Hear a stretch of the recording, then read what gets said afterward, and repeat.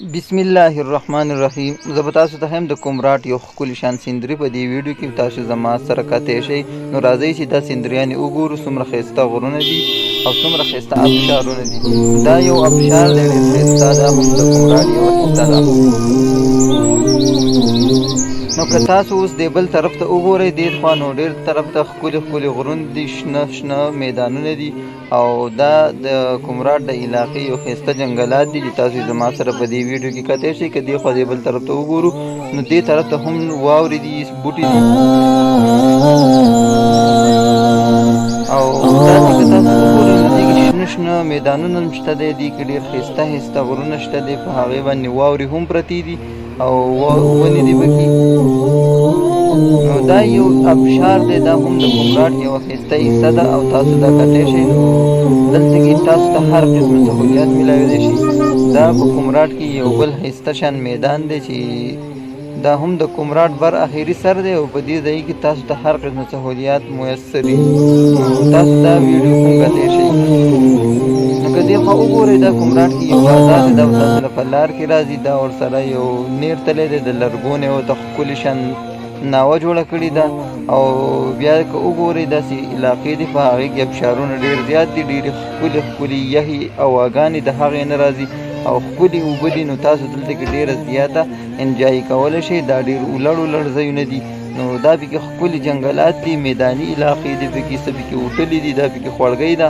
نو که تاسو کله هم دې کومراټ ته راځئ، د ځان سره خامخا تصویران وباسئ او یو یادګار د ځان سره هلته ساتئ. نو زه به تاسو ته هم په دې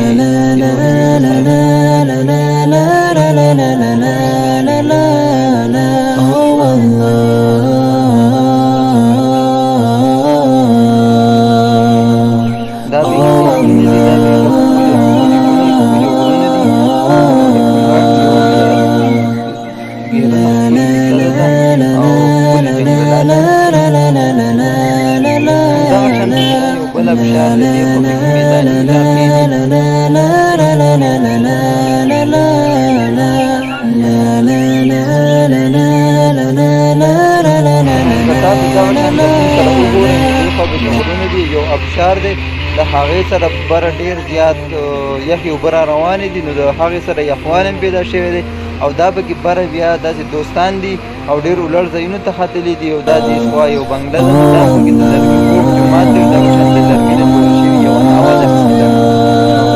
ماشاءالله چې څوک هم راغلي دلته د دې ځای نه خوشحاله تللي دي او خفه شوي نه دي.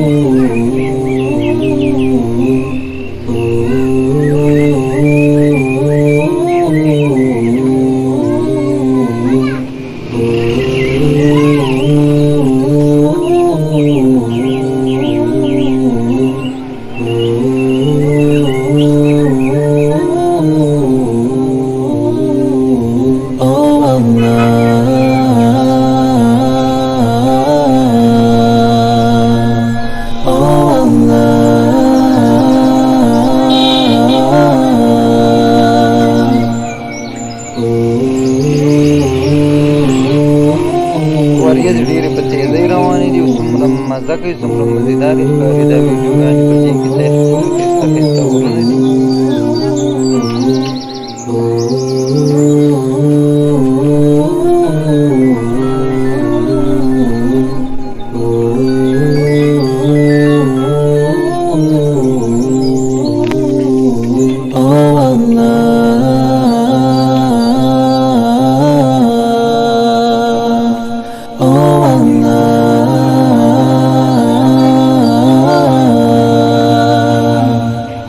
la la la